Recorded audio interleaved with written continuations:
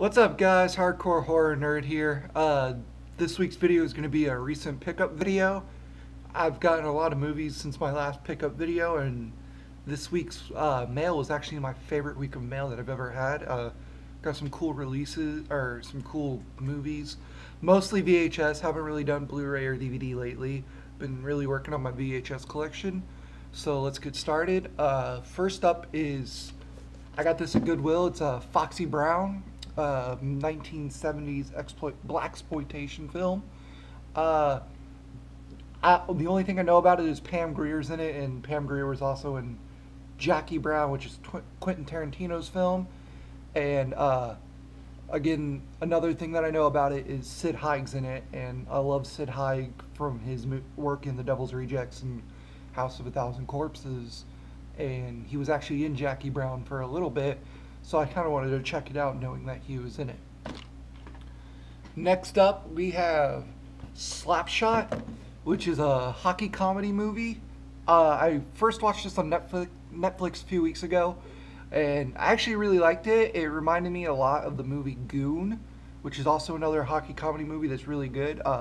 Paul Newman is starring in this film. It's a good, I think it came out in 1970 something. Like, I want to say something. I'm not entirely sure on the date, but I know it's from the 70s. 1977, there it is. So yeah, I really like this movie, and if you're a fan of sports movies in general, I think you would like this movie too. Next up, I got this at Goodwill. Pretty interesting find in my opinion. It's the original version of Straw Dogs. And I watched the remake sometime last year. I wasn't a fan of it. The remake was really slow building, and the only payoff was when the girl or whatever, someone at the end, like took the bear trap and snapped it on some dude's head. That was the only payoff for the entire movie. But this, the original version, so much better. It really messes with your mind. It's it's a really good thriller, not horror, but more of a thriller, and I really like it. Dustin Hoffman gave a great performance in it. Definitely one worth checking out over the remake anytime. Next up, I have Midnight Movie Massacre. Now, this is like a movie that came out in...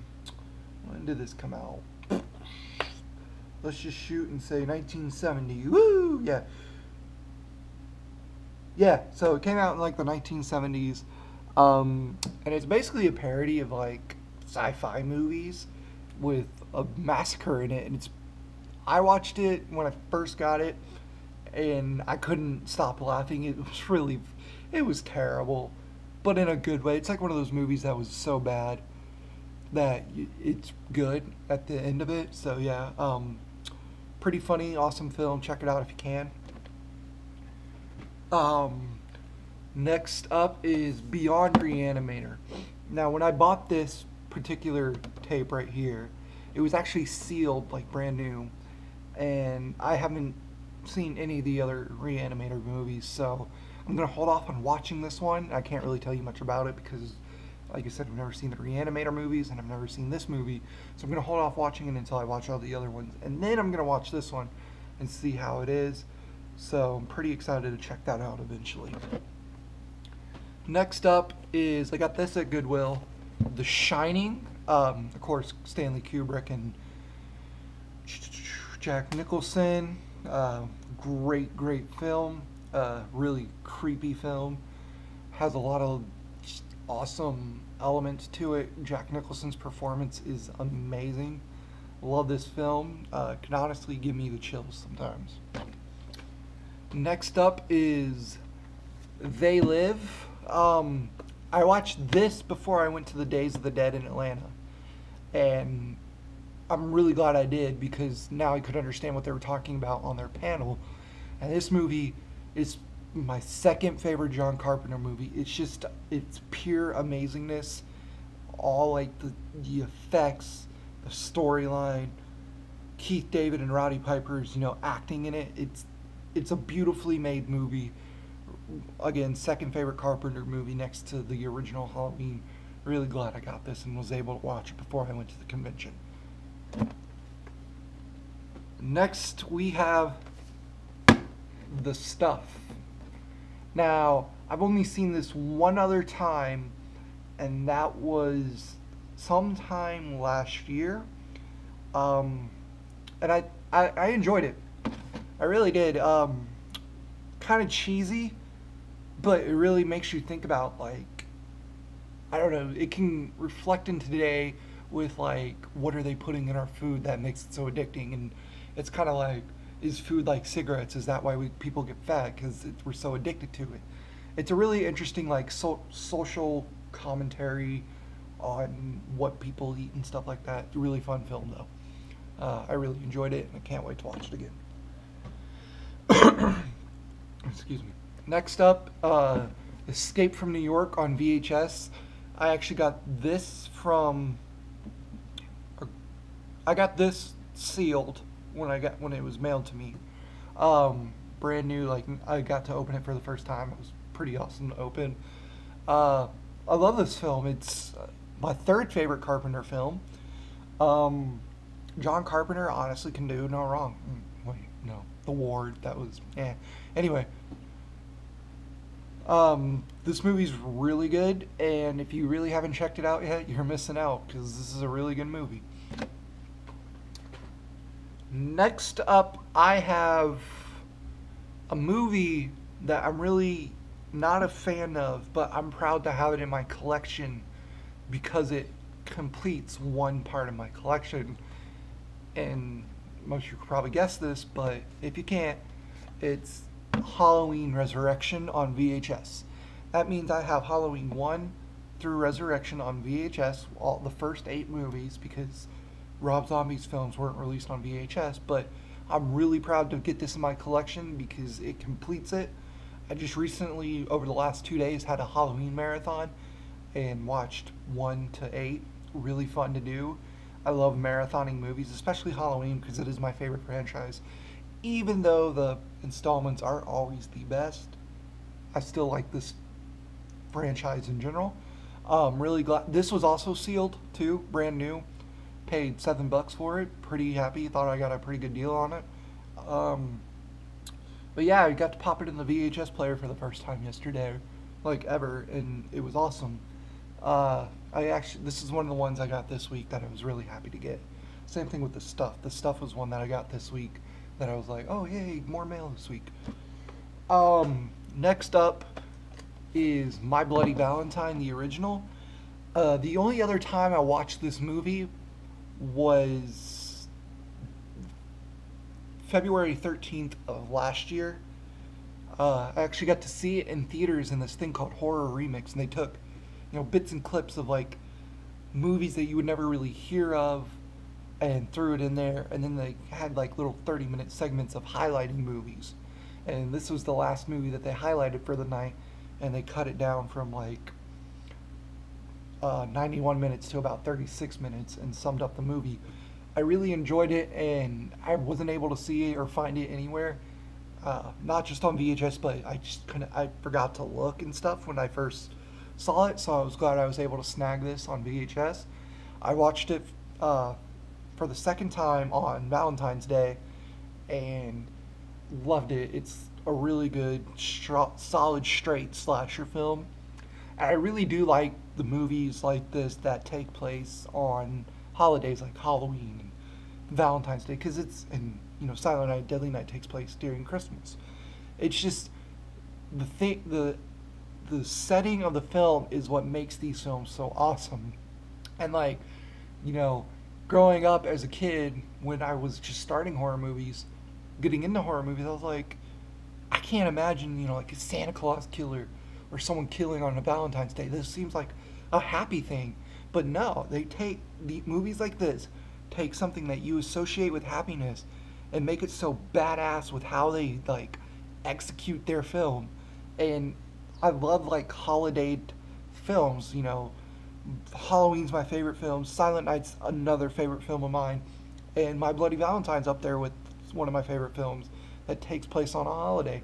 It's a really good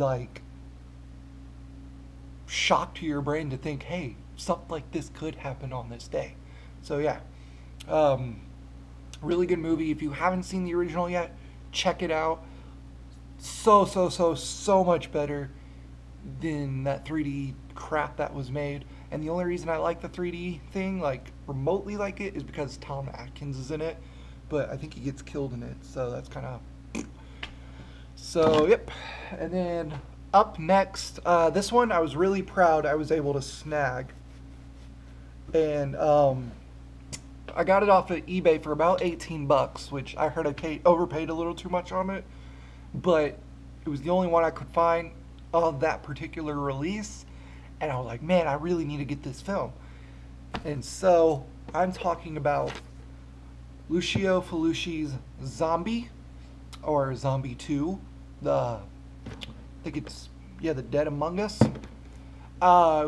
Watched this for the first time last night, because I got it yesterday, and I watched it for the first time last night, and I loved it. It is probably my favorite zombie flick ever made now. Like, the effects were amazing, the cinematography, the acting was amazing, just everything about this movie is pure amazingness, and it's just awesome. It was my first Fulci film. It was my first Italian horror film, and I got a lot of crap on Instagram last night about, oh, he calls himself hardcore horror nerd, and he hasn't seen Fulci or Italian horror. And I mean, my taste in horror is always changing. It just so happened that my taste in horror didn't get past slasher films until I started my Instagram account and met certain people through Instagram, and they suggested films like this to me, or I started reading more and finding more. I mean, I can think of kids who are into horror my age that are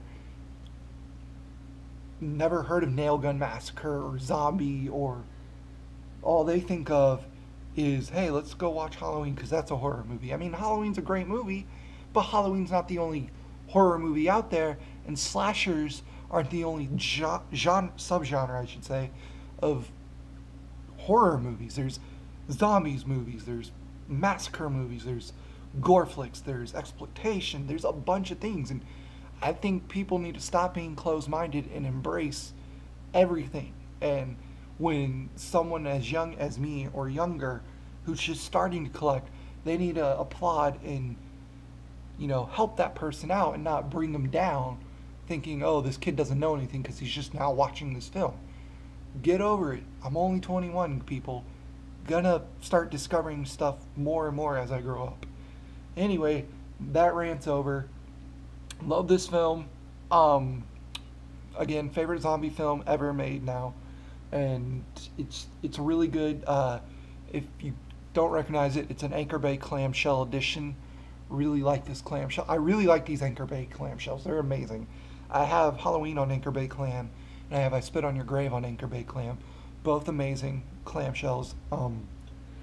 But yeah, awesome film. Check it out. Next up, and probably the one I am very, very proud I got this week. Like, extremely proud that I got this week.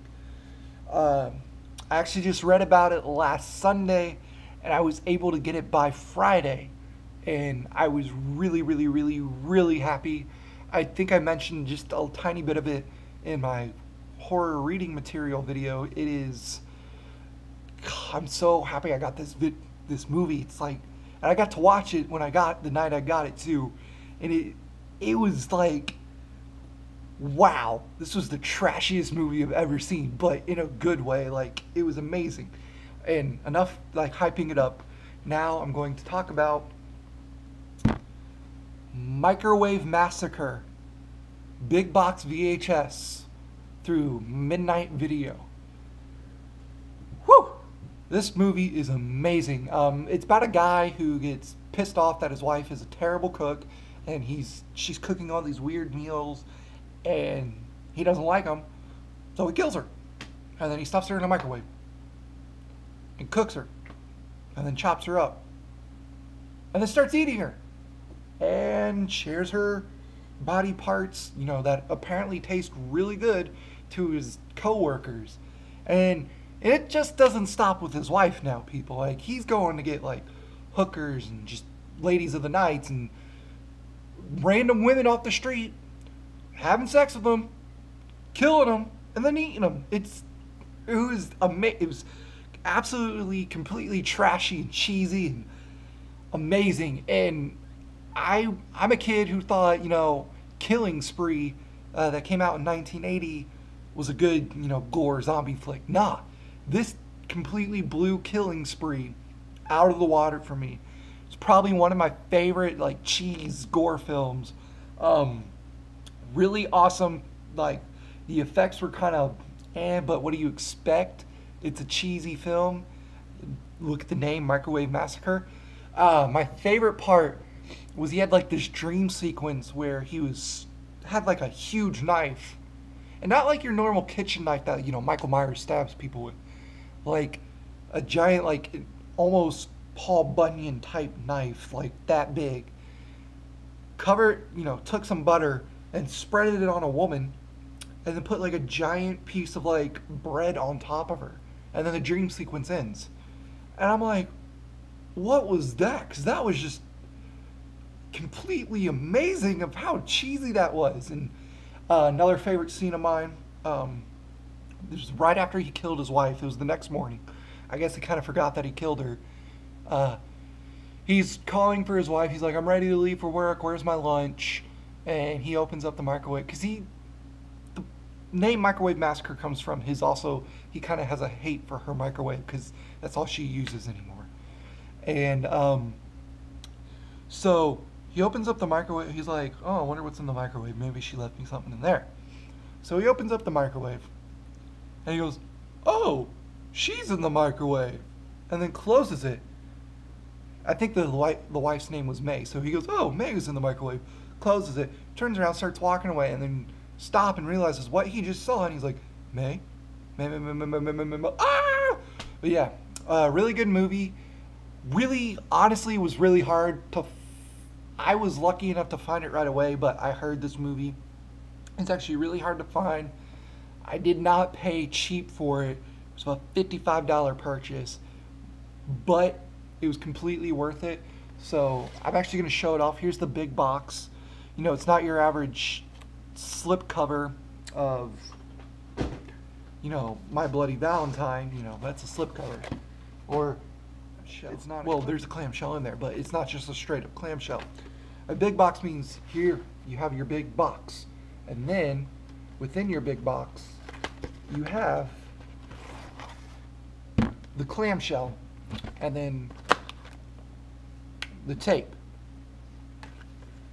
Just cool little, straight, non over vibrant label there. Really awesome. Love it.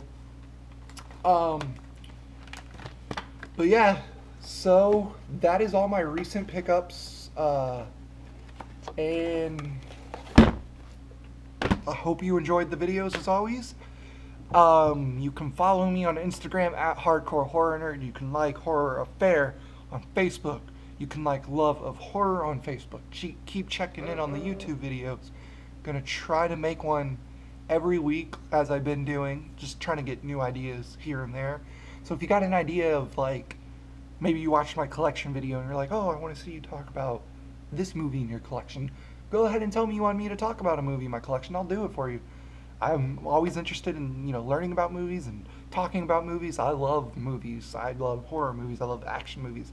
Horror is my favorite genre, and horror is what I watch mostly, but I'm just a film buff in general, and I'm really happy to be able to share my love for horror with you guys, and I'm happy to be taught, love of film and horror, and, find cool releases like Microwave Massacre, or finally get to watch my first, Italian horror film and stuff like that. So yeah, again, recap, Instagram, Hardcore Horror Nerd, Love of Horror on Facebook, Horror Affair on Facebook. Enjoy, hail horror.